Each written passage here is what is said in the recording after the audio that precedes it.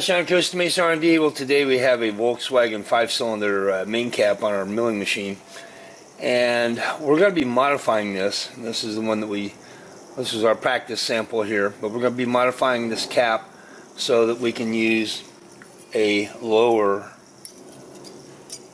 thrust washer on the thing, so we don't have a problem like this one here experienced where the thrust washer, the original thrust washer, which was on the top, actually came around.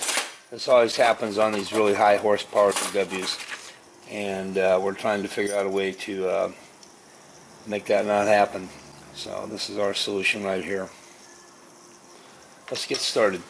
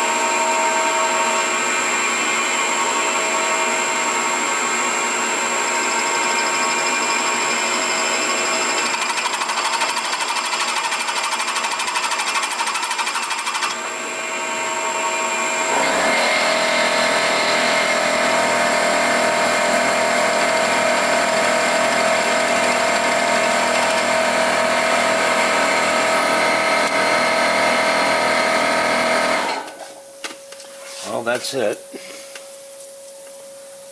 This out of here so we can have a look.